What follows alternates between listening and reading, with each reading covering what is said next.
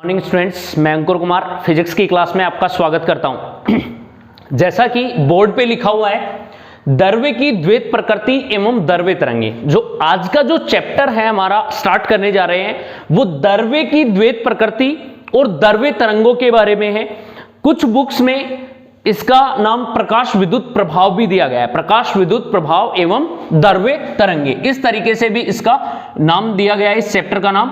और वरना अगर हम बात करें तो इसमें हम पदार्थ की द्वैत प्रकृति के बारे में बात करेंगे। हमने रे ऑप्टिक्स और वेव ऑप्टिक्स पढ़ा था। रे ऑप्टिक्स और वेव ऑप्टिक्स में हमने पढ़ी थी प्रकाश की ड्यूल नेचर के बारे में, प्रकाश की द्वैत प्रकृति, ड्यूल नेचर ऑफ लाइट।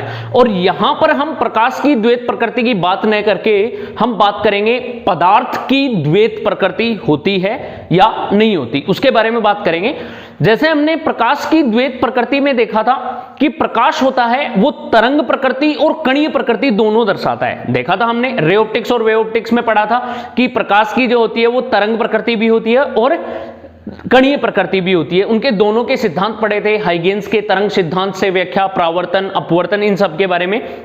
आज का जो हमारा लेक्चर होगा ये हमारा टोटली डिफरेंट लेक्चर होगा। ये ना तो हम इलेक्ट्रोस्टेट से रिलेटेड करेंगे इसको, ना ही हम ऑप्टिक्स से इसको अलग से लेके चलेंगे। ये क्वांटम फिजिक्स का पार्ट होता है। हमारी जो फिजिक्स चलती है उसमें क्वांटम फिजिक्स चलती है, उसका एक पार्ट है द्रव्य की द्वैत प्रकृति और द्रव्य तरंगे। अब देखो यहां पे द्रव्य का नाम आया है तो द्रव्य का मतलब होता है पदार्थ।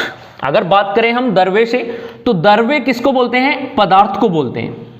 और इसी से सिमिलर एक वर्ड होता है द्रव। द्रव का मतलब होता है तरल पदार्थ। द्रव मतलब लिक्विड, इसको इंग्लिश में बोले तो क्या बोल सकते हैं? लिक्विड। ये एक तरह का तरल पदार्थ होता है द्रव। अब दोनों में ये डिफरेंस है। द्रव्य का मतलब होता है पदार्थ और द्रव मतलब लिक्विड, जो कि एक तरल पदार्थ होता है, इस तरीके से।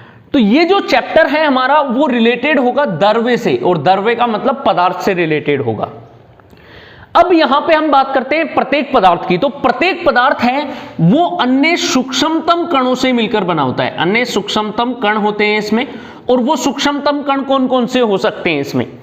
किसी भी पदार्थ में सूक्ष्मतम कण होंगे वो इलेक्ट्रॉन, प्रोटॉन और न्यूट्रॉन होते हैं। कैसे होते हैं? क्योंकि पदार्थ होता है वो किससे मिलकर बना होता है? पदार्थ होता है वो परमाणु से मिलकर बना होता है। और परमाणु के जो सूक्ष्मतम कण माने गए हैं वो क्या माने गए हैं? Electron, proton and neutron. Neutron को मैं एन से लिख रहा हूं, प्रोटॉन को पी से और इलेक्ट्रॉन को ई से। ये तीन सूक्ष्मतम कण माने गए हैं किसी भी परमाणु के। और प्रत्येक पदार्थ है वो परमाणुओं से मिलकर बना होता है। परमाणुओं का संयोजन होकर अणु बनते हैं और अणुओं से क्या बनते हैं? तत्व, फिर पदार्थ बनते हैं। तो इस तरीके से पदार्थ बनेगा। तो पदार्थ की जो छोटी से छोटी इकाई देखेंगे हम वो कौन सी होती है? इलेक्ट्रॉन, प्रोटॉन और न्यूट्रॉन।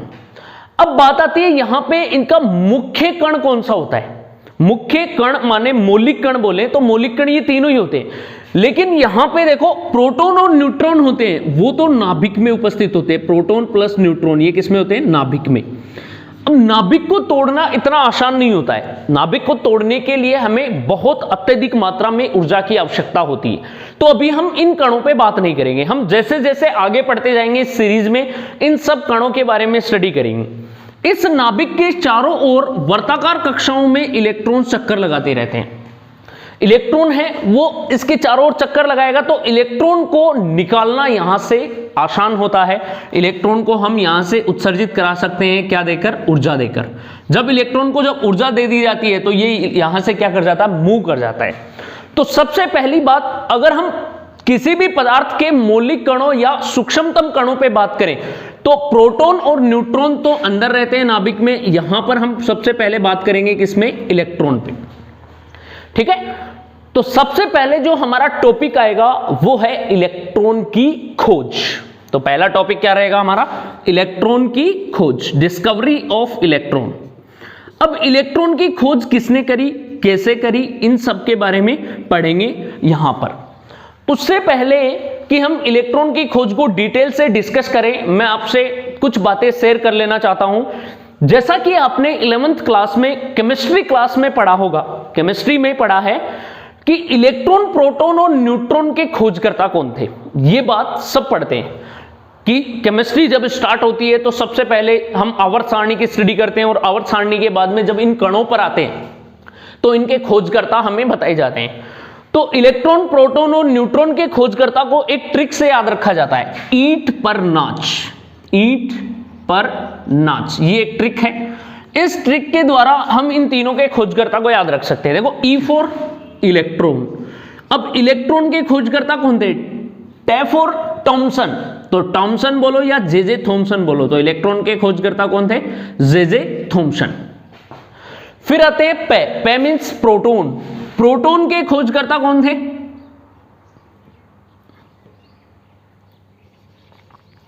प्रोटॉन के खोजकर्ता जब हम बात करें प्रोटॉन तो रेफर रदरफोर्ड, प्रोटॉन के खोजकर्ता थे रदरफोर्ड। अब यहां पे देखो प्रोटॉन के जो खोजकर्ता थे वो तो थे रदरफोर्ड, क्यों, क्योंकि प्रोटॉन होता है वो नाभिक के अंदर पाया जाता है और नाभिक में धनावेशित कण प्रोटॉन होता है और धनावेशित कणों की खोज रदरफोर्ड ने की थी, इसलिए प्रोटॉन के खोजकर्ता किसको माना गया, रदरफोर्ड को। लेकिन इन धनावेशित कणों को प्रोटॉन नाम किसने दिया था, वो दिया था गोल्डस्टीन ने। इसका जो नामकरण दिया था, इसका नाम देने वाले नाम दिया वो किसने दिया था, गोल्डस्टीन ने दिया था, ये ध्यान में रखना, गोल्डस्टीन या गोल्डस्टाइन भी बोल सकते हैं इसको, प्रोटॉन नाम दिया था। इसके बाद में तीसरा आता है नेफोर न्यूट्रॉन, तो न्यूट्रॉन के खोजकर्ता जब हम बात करते हैं न्यूट्रॉन के तो चैफोर चैडविक, तो जेम्स चैडविक क्या थे, न्यूट्रॉन के खोजकर्ता थे, ये थे इनके खोजकर्ता। ये बातें हम पढ़ते हैं केमिस्ट्री में, जब भी स्टार्ट करते हैं तो 11th क्लास की केमिस्ट्री में। अब यहां पर बात यह आती है कि इलेक्ट्रॉन की खोज हुई थी, क्या डायरेक्ट जे थॉमसन ने बता दी थी, नहीं, क्योंकि इलेक्ट्रॉन की जब खोज हुई थी वहां पर बहुत सारे एक्सपेरिमेंट हुए थे और उन एक्सपेरिमेंटों के आधार पर इलेक्ट्रॉन की खोज की गई थी। अब इलेक्ट्रॉन की खोज करने के लिए सबसे पहले क्या लिया, सबसे पहले कांच की विसर्जन नलिका ली गई। अब कांच की विसर्जन नलिका लेते हैं तो विसर्जन नलिका के अंदर पूरा का पूरा भाग निर्वातित क्षेत्र बनाया जाता है। निर्वात, जो इलेक्ट्रोस्टैट में मैंने बताया था ना कि निर्वात होता है, वहां पर कुछ भी नहीं होता, एकदम वायु भी नहीं होती है, निर्वात एकदम पूरा स्पेस होता है, एकदम खाली। तो यहां पर एक कांच की विसर्जन नलिका ली गई। इलेक्ट्रॉन की खोज के लिए एक कांच की विसर्जन नलिका ले लेते हैं ये, और इस कांच की विसर्जन नलिका में निर्वातित भाग बना दिया जाता है। ये कांच से बनी विसर्जन नलिका है और इस विसर्जन नलिका का जो भाग होगा वो निर्वातित कर दिया जाता है। इधर से यहां पर इसके दोनों किनारों पर 2 इलेक्ट्रोड लगा दिए जाते हैं। इलेक्ट्रोड होते हैं धात्विक कुछ पत्तियां होती है जो कि इलेक्ट्रोड की तरह कार्य करेगा धनावेश और ऋणावेश में। अब इलेक्ट्रोड में बात करें तो एक इलेक्ट्रोड यहां पे लगा दिया इस तरीके से, ये एक इलेक्ट्रोड हो गया, और एक इलेक्ट्रोड इस साइड दूसरी साइड लगा दिया। ये निर्वातित क्षेत्र है और निर्वातित कांच की इस विसर्जन नलिका में 2 इलेक्ट्रोड लगा दिए गए। ये इलेक्ट्रोड है, इसको माना गया कैथोड, ये कैथोड ले लिया गया और कैथोड को लिखते हैं हम C से, और ये वाला इलेक्ट्रोड है वो माना गया एनोड, और एनोड को हम किससे लिखते हैं, A से। अब ध्यान देना, जब बात आती है केमिस्ट्री की तो केमिस्ट्री में कैथोड को पॉजिटिव माना जाता है। कैथोड को क्या मानते हैं, पॉजिटिव, और एनोड को क्या मानते हैं, नेगेटिव। ये केमिस्ट्री, जब आप केमिस्ट्री में इलेक्ट्रोलाइट पढ़ते हो, केमिकल काइनेटिक्स वाला चैप्टर जब पढ़ोगे, इलेक्ट्रोकेमिस्ट्री विद्युत रसायन, तो उसमें कैथोड को पॉजिटिव माना जाता है और एनोड को नेगेटिव। लेकिन फिजिक्स में जस्ट उल्टा होता है, केमिस्ट्री से जस्ट उल्टा लिया जाता है। इसका मतलब क्या है, कैथोड वहां पर केमिस्ट्री में पॉजिटिव मानते हैं लेकिन फिजिक्स में क्या मानेंगे, इसको नेगेटिव टर्मिनल। तो कैथोड जो टर्मिनल होगा वो होता है नेगेटिव, और एनोड होता है वो केमिस्ट्री में होता है नेगेटिव लेकिन फिजिक्स में क्या मानते हैं, इसको पॉजिटिव। अब बात ये आती है कि इनको याद कैसे रखें, कंफ्यूजन हो जाती है। तो फिजिक्स में सीधी सी बात है, अंग्रेजी वर्णमाला की आप अल्फाबेट पढ़ते हो तो अल्फाबेट में क्या आता है, ABCD, तो जो पहले आता है वो पॉजिटिव और जब बाद में आता है वो नेगेटिव। अल्फाबेट पढ़ते हो ना अंग्रेजी वर्णमाला की, A for apple, B for boy, C for cat. ये मैं आपको नहीं पढ़ा रहा हूं, ये मैं बता रहा हूं आपको एक ट्रिक कैसे याद रखना है। तो A for anode, C for cathode, तो जो पहले आता है वो पॉजिटिव और जो बाद में आता है वो नेगेटिव। तो एनोड तो होगा फिजिक्स में पॉजिटिव और कैथोड होगा नेगेटिव। तो ये कांच की विसर्जन नलिका लेगी। इस कांच की विसर्जन नलिका को निर्वातित करने के लिए यहां पे एक निर्वात पंप लगा दिया जाता है ताकि इसके अंदर की वायु क्या हो जाए, बाहर निकल जाए। इस तरीके से यहाँ पे एक नोजल लगा दी जाती है और नोजल होती है वो इस तरीके से एक पूरा नॉब लगा होता है ताकि ये नोजल से निर्वातित भाग हो जाएगा यहाँ से, इसको बोलते हैं निर्वात पंप। इसकी सहायता से वायु को बाहर निकाल दिया जाता है, ठीक है, निर्वात पंप में। अब यहां पर क्या किया, सबसे पहले इलेक्ट्रॉन की खोज के लिए एक साइंटिस्ट थे क्रुक्स। कौन से साइंटिस्ट आए? क्रुक्स। यहां पे बता रहा हूं मैं, इसकी सारी जितनी भी थ्योरी होगी वो पूरी की पूरी हिस्ट्री इलेक्ट्रॉन की खोज के लिए यहां पे बात करेंगे। सबसे पहले साइंटिस्ट आए थे क्रुक्स। क्रुक्स ने इस कैथोड पर और एनोड पर अल्प दाब में इसके अंदर जो भरी गैसें होती हैं उन गैसों का आयनीकरण किया। उच्च विद्युत क्षेत्र पर उच्च विद्युत क्षेत्र आरोपित किया, यहां पे प्लस और माइनस पर। क्रुक्स ने उच्च विद्युत क्षेत्र अल्प दाब पर आरोपित किया। उच्च विभव अप्लाई करके, और विभव लगाएंगे तो क्या लगेगा, विद्युत क्षेत्र भी लगेगा। किस पे? अल्प दाब पर। और अल्प दाब कितना? 10⁻³ mm पारे के स्तंभ का दाब, पारे के स्तंभ का दाब। इस पर क्रुक्स ने उच्च विभव तथा अल्प दाब 10⁻³ mm पारे के स्तंभ पर दाब पर जब विद्युत क्षेत्र आरोपित किया तो इस निर्वात नली के अंदर गैसों का आयनीकरण होने लगा। और गैसों का आयनीकरण होने से देखा कि कैथोड से कुछ किरणें उत्सर्जित होने लगती हैं। यहां पर गैसों का आयनीकरण होने लगा तो यहां से क्या, कुछ किरणें उत्सर्जित होने लगी इस तरीके से कैथोड से, और किसकी तरफ गति करने लगी? एनोड की तरफ। ये कुछ किरणें उत्सर्जित होने लगी। कब? क्रुक्स ने जब उच्च विभव पर तथा अल्प दाब 10⁻³ mm पारे के स्तंभ पर विसर्जन नलिका में गैसों का आयनीकरण किया। विसर्जन नलिका में गैसों का क्या किया? आयनीकरण।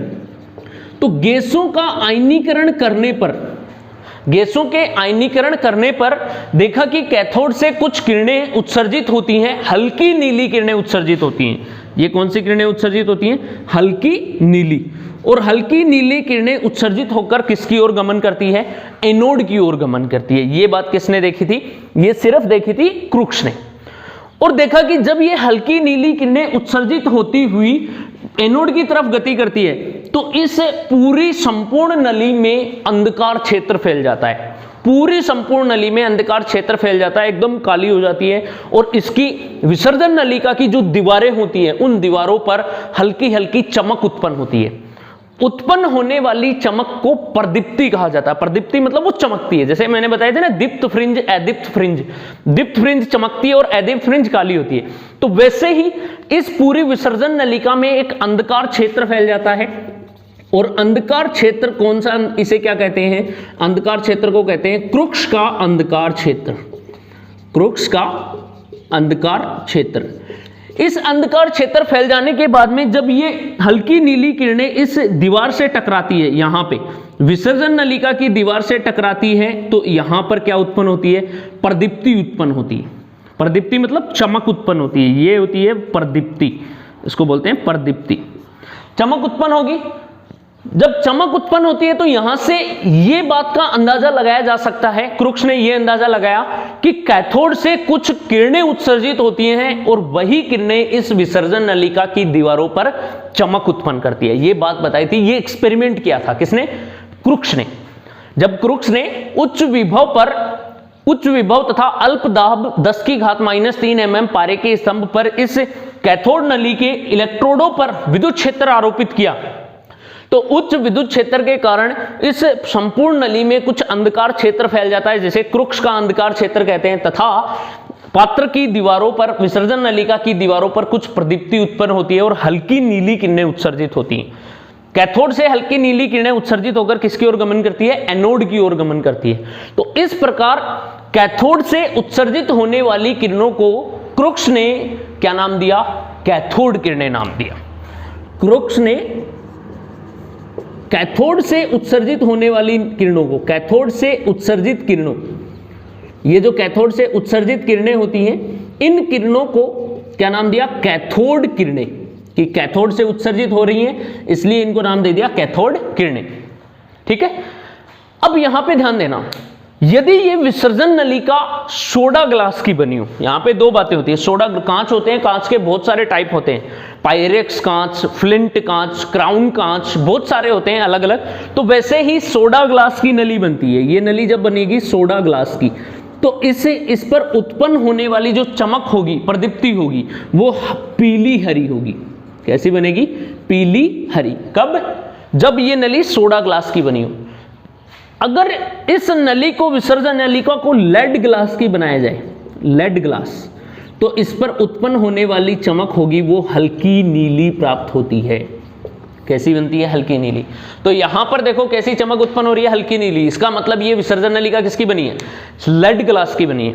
तो जब कैथोड से कुछ किरणें उत्सर्जित होंगी, तो उत्सर्जित होने पर ये विसर्जन नलिका की दीवारों पर चमक उत्पन्न करती है, और उस चमक को क्या बोलते हैं? प्रदीप्ति उत्पन्न करती है। और प्रदीप्ति उत्पन्न करती है तो बाद में क्या बताया? क्रुक्स ने कैथोड से उत्सर्जित होने वाली इन किरणों को क्या नाम दिया?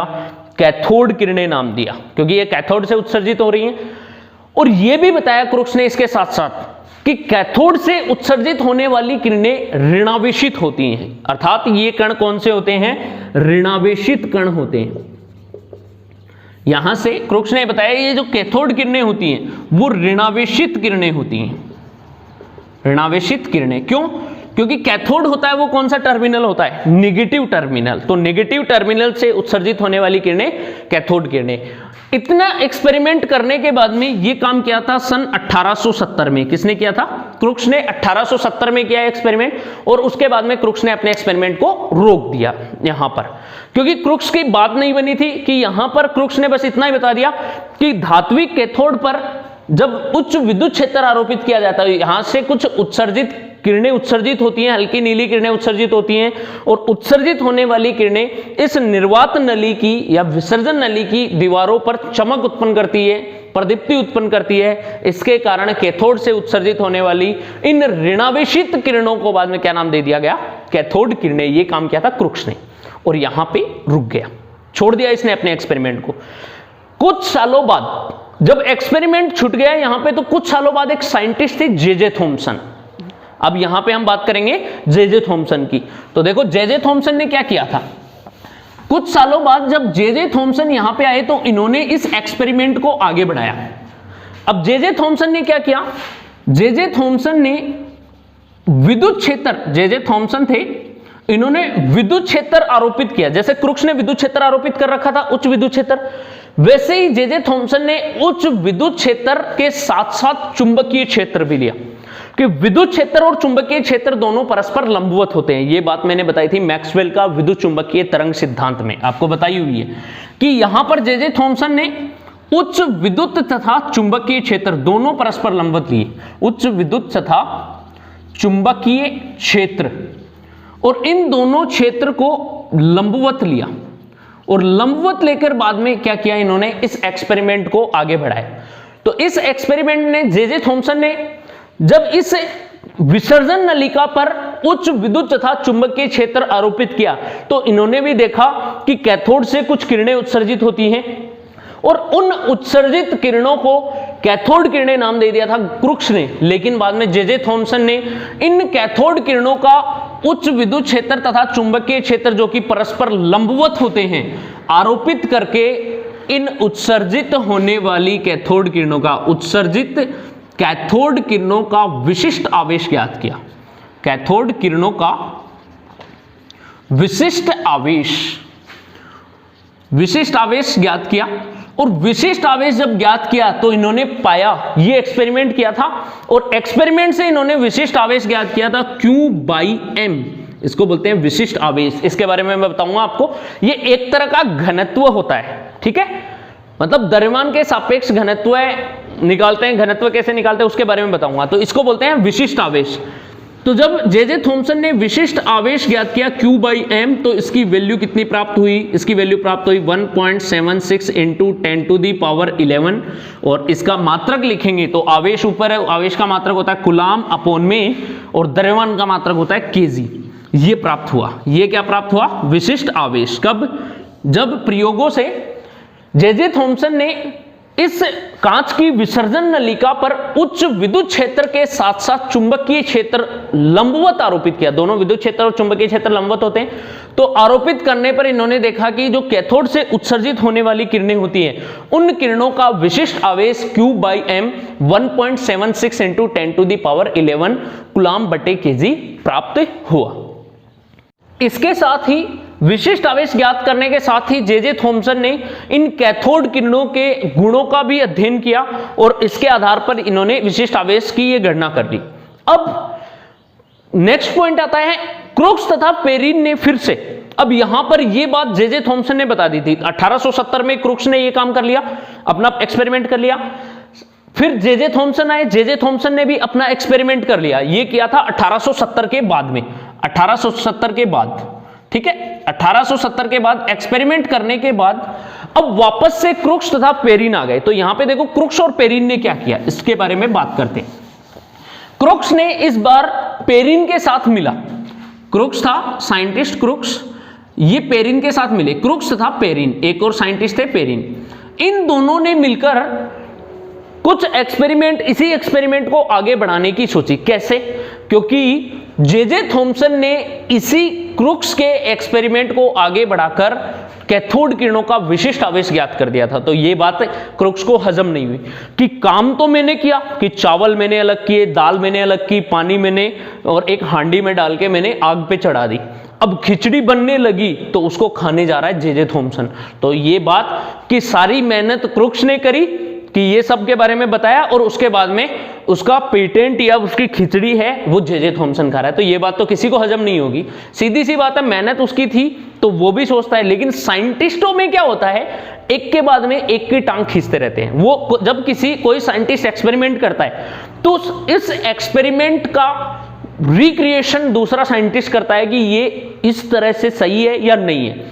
तो उसी प्रकार जब जे थॉमसन ने इस प्रयोग को आगे बढ़ाया और रुक गया, उसके बाद में क्रोक्स पेरिन के साथ में मिलकर आया और उन्होंने ये किया कि ये जो कैथोड है वो धातु का बना है। ये तो सीधी सी बात है, ये किसका बना है, धात्विक कैथोड है। अब धातु का बना है तो कोई भी धातु हो सकती है, धातुएं बहुत सारी होती है, जिंक, कॉपर, जस्ता और भी ले सकते हैं हम, फेरस भी हो सकती है, सोना, चांदी, कोई भी धातु हो सकती है। तो क्रोक्स तथा पेरिन ने दोनों ने मिलकर कुछ धातुएं इकट्ठा की और कुछ धातुएं इकट्ठा करके उनमें से बहुत कम कुछ धातुओं पर तो पराबैंगनी प्रकाश आपतित करवाया, पराबैंगनी प्रकाश आपतित करवाया। और इन्होंने देखा कि जब कुछ धातुओं पर पराबैंगनी प्रकाश आपतित किया जाता है तो इन धातुओं से कुछ किरणें उत्सर्जित होती है, विकिरणें उत्सर्जित होती है। जैसे यहां पे उत्सर्जित हो रही हैं विकिरणें, क्योंकि उच्च विद्युत क्षेत्र आरोपित किया और उच्च विद्युत क्षेत्र लगाने पर यह धातु क्या होगी, गर्म होगी। उच्च विद्युत क्षेत्र, जैसे यहां पे पॉजिटिव नेगेटिव टर्मिनल लगाएंगे तो ये क्या होगी, गर्म होगी, और गर्म होने से यहां से विकिरणें उत्सर्जित होंगी। तो वैसे ही क्रोक्स तथा पेरिन ने कुछ धातुओं पर पराबैंगनी प्रकाश आपतित किया तो ये धातुओं से कुछ किरणें, यहां से कुछ विकिरणें क्या होने लगी, उत्सर्जित होने लगी, यह विकिरणें उत्सर्जित हुई। इसके साथ ही कुछ धातुओं को उच्च ताप पर गर्म किया, कुछ धातुएं ले ली और इन धातुओं को किस पे गर्म किया, उच्च ताप पर गर्म की। अब उच्च ताप पर गर्म करने पर भी इनमें क्या हो गया, विकिरणें उत्सर्जित होगी। मेन चीज तो यही है कि विद्युत क्षेत्र आरोपित करने पर भी गर्म हुई और विकिरणें उत्सर्जित हुई, पराबैंगनी प्रकाश डालने पर भी वस्तुएं गर्म हुई, कुछ धातुएं गर्म हुई और विकिरणें उत्सर्जित हुई, और उच्च ताप पर भी गर्म करने पर भी विकिरणें क्या हुई, उत्सर्जित होने लगी, विकिरणें उत्सर्जित होने लगी।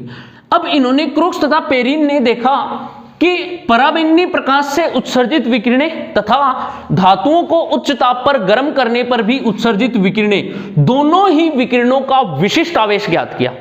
इन दोनों ही विकिरणों का क्या ज्ञात किया, विशिष्ट आवेश।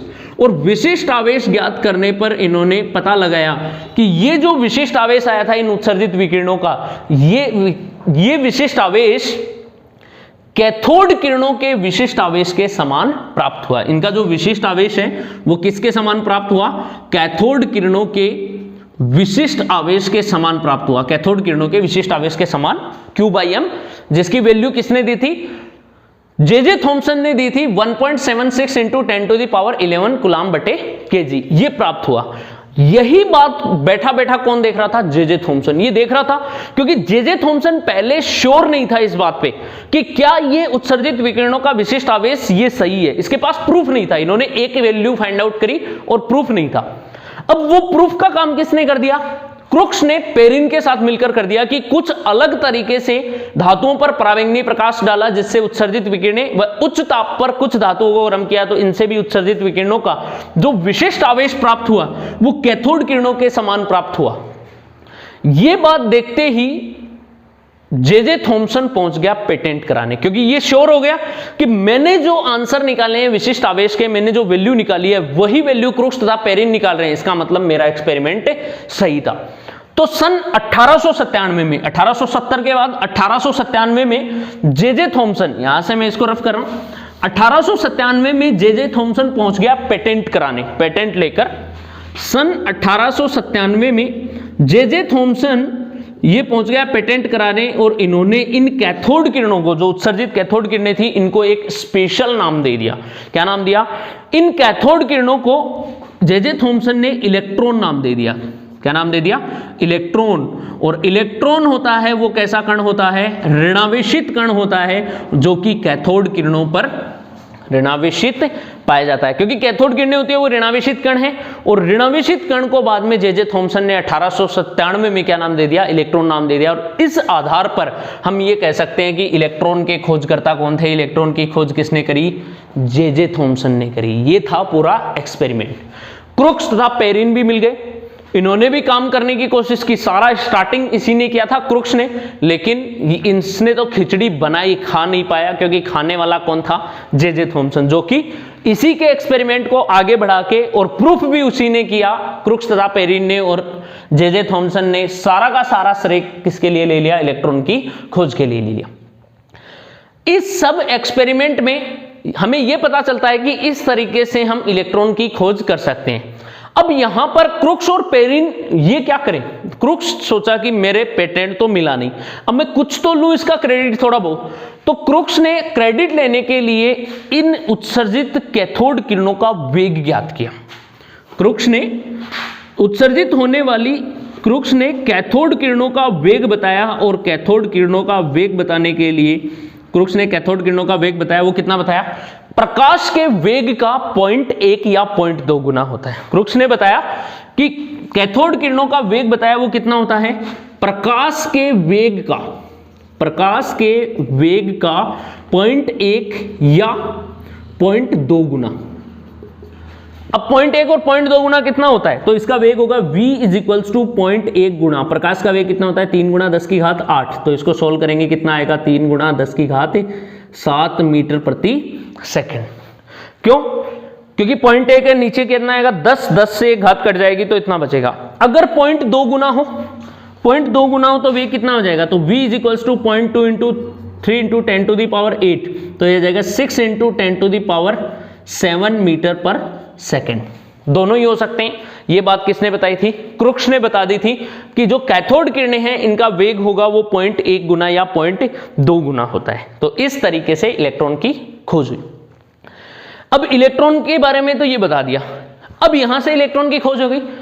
इसके बाद में सन 1897 के बाद में 1911 में पहुंच गए। 1911 और 1913 धीरे धीरे एक्सपेरिमेंट करते। तो सन 1911 में एक साइंटिस्ट थे मिलिकन, R.A. मिलिकन। तो R.A. मिलिकन ने अपना एक प्रयोग किया जिसे बोला गया मिलिकन की तेल बूंद विधि प्रयोग। सन 1913 में R.A. मिलिकन ने तेल बूंद विधि प्रयोग करी, तेल बूंद विधि प्रयोग। और इस प्रयोग के आधार पर इन्होंने इलेक्ट्रॉन के आवेश को ज्ञात किया, जो कि आवेश की सबसे न्यूनतम इकाई होती है। R.A. मिलिकन ने अपने प्रयोग के आधार पर, तेल बूंद विधि प्रयोग के आधार पर क्या बताया कि जो इलेक्ट्रॉन होता है वो आवेश की न्यूनतम इकाई होती है। इलेक्ट्रॉन आवेश की न्यूनतम इकाई होती है, न्यूनतम इकाई होती है। और इसका आवेश भी इसने ज्ञात किया, जो कि इलेक्ट्रॉन का आवेश कितना ज्ञात किया? 1.67 × 10⁻⁻19 कूलाम। ये आवेश, इलेक्ट्रॉन का आवेश ज्ञात किया R.A. मिलिकन ने। ठीक है। अब याद होगा इलेक्ट्रोस्टेट देखो अपना साथ साथ चल रहा है, दो टॉपिक चला रखे हैं मैंने, दो चैप्टर, एक इलेक्ट्रोस्टेट है और आज मैंने ये स्टार्ट किया है द्रव्य की द्वैत प्रकृति या द्रव्य तरंगों के बारे में। तो यहां पे देखो इलेक्ट्रॉन का आवेश है वो किसने ज्ञात किया, आरए मिलीकर ने, और वहां पे इलेक्ट्रोस्टेट में मैंने बताया था कि आवेश की जो न्यूनतम इकाई होती है उसे बोलते हैं क्वांटा, क्वांटाइजेशन ऑफ चार्ज बताया था, एक पूरा लेक्चर बनाया था क्वांटाइजेशन पे। तो क्वांटीकरण में क्या होता है कि आवेश का क्वांटा होता है इलेक्ट्रॉन, क्योंकि इलेक्ट्रॉन आवेश की न्यूनतम इकाई होती है और जिसका मान होता है 1.67 इंटू 10⁻⁻19 कूलाम, ये आरए मिलीकन ने दिया। इस आवेश के आधार पर जे थॉमसन ने उन कैथोड किरणों को नाम दे दिया था इलेक्ट्रॉन। तो इसका मतलब जो इस विशिष्ट आवेश निकाला था जे थॉमसन ने वो किसका था, इलेक्ट्रॉन का था। विशिष्ट आवेश किसके सापेक्ष निकलता है, द्रव्यमान के सापेक्ष आवेश होता है, उसे बोलते हैं विशिष्ट आवेश। कि किसी द्रव्यमान के सापेक्ष अगर आवेश है उसे बोलेंगे विशिष्ट आवेश। तो ये विशिष्ट आवेश है वो किसका आवेश होगा, इलेक्ट्रॉन का। ऋणावेशित कण का है तो इलेक्ट्रॉन का, तो इसको Q/m लिख के हम क्या लिख सकते हैं, E/m। तो यहां से ये तो हो गया इलेक्ट्रॉन का आवेश। अब यहां पे बात करें इलेक्ट्रॉन का विशिष्ट आवेश, तो इलेक्ट्रॉन का विशिष्ट आवेश कितना होगा, इलेक्ट्रॉन का विशिष्ट आवेश होगा E/m बराबर कितना होगा 1.76 इंटू 10⁻11 कूलाम बट्टे kg। अब ये तो हो गया इलेक्ट्रॉन का आवेश और ये हो गया इलेक्ट्रॉन का विशिष्ट आवेश। इलेक्ट्रॉन के आवेश में विशिष्ट आवेश का भाग देकर हम इलेक्ट्रॉन का द्रव्यमान निकाल सकते हैं। इन दोनों से क्या निकाला जा सकता है, इलेक्ट्रॉन का द्रव्यमान, और यहीं से निकल के आया था इलेक्ट्रॉन का द्रव्यमान। कैसे निकालेंगे, देखो इलेक्ट्रॉन का द्रव्यमान यहां पे बताता हूं मैं आपको, इस तरीके से निकालेंगे। विशिष्ट आवेश पता चल गया। अब इलेक्ट्रॉन के द्रव्यमान की बात करते हैं कि इलेक्ट्रॉन का द्रव्यमान कैसे आएगा। तो इलेक्ट्रॉन के द्रव्यमान के लिए इसके आवेश में विशिष्ट आवेश का भाग देंगे, इलेक्ट्रॉन का द्रव्यमान होगा m बराबर होगा इलेक्ट्रॉन के आवेश में E में इसके विशिष्ट आवेश E/m का भाग देंगे। देखो E बट्टे में m का, तो देखो E से E कट जाएगा और m कहां चला जाएगा, ऊपर, तो यही आएगा ना द्रव्यमान। क्लियर है। इलेक्ट्रॉन के आवेश में उसके विशिष्ट आवेश का भाग देने पर E से E कट गया और m चला जाएगा, वही द्रव्यमान होता है। करके देख लो, इलेक्ट्रॉन का आवेश है 1.67 इंटू 10⁻⁻19 अपॉन में विशिष्ट आवेश होता है इसका 1.76 इंटू 10⁻11। अब देखो 10 की पावर 11 को ऊपर ले जाओ, -11 और -11 -19 -30 होते हैं, और 1.767 में 1.76 का भाग दोगे तो आएगा 0.91 इंटू 10⁻⁻30 kg। इस पॉइंट को इधर सरकाओगे तो ये घात कितनी बन जाएगी, -31। तो इसका द्रव्यमान कितना होता है 9.1 गुणा 10 की घात -31 kg, और यही आता है मास ऑफ इलेक्ट्रॉन। यही होता है ना, इलेक्ट्रॉन का द्रव्यमान हम इतना ही पढ़ते हैं, कितना, 9.1 गुणा 10 की घात -31 kg। तो इस तरीके से हम क्या पढ़ सकते हैं, इलेक्ट्रॉन की खोज, इलेक्ट्रॉन का आवेश कितना होता है, इलेक्ट्रॉन का विशिष्ट आवेश कितना होगा, और इलेक्ट्रॉन का द्रव्यमान कैसे निकाला जा सकता है। तो ये था हमारा इलेक्ट्रॉन की खोज और हमारा पहला लेक्चर द्रव्य की द्वैत प्रकृति और द्रव्य तरंगों से संबंधित। तो आज के लेक्चर में हम बस इतना ही पढ़ेंगे। नेक्स्ट लेक्चर में हम इसके आगे का टॉपिक डिस्कस करेंगे। ये हमारा लेक्चर नया स्टार्ट हो चुका है, ये क्वांटम फिजिक्स है, तो आप इसको अलग से नोट्स तैयार कर सकते हो अपने इस लेक्चर के, और इसके जो नोट्स वगैरह होंगे मैं आपको प्रोवाइड मिल जाएंगे आपको। नीचे डिस्क्रिप्शन में जाओगे, टेलीग्राम चैनल का लिंक है, और टेलीग्राम चैनल से जुड़कर आप इसके नोट्स भी प्राप्त कर सकते हो। तो आज के लेक्चर में इतना ही। आप देखते रहिए, वीडियो को लाइक कर दीजिए, चैनल को सब्सक्राइब करना तो बिल्कुल भी मत भूलिएगा। Thank you, have a nice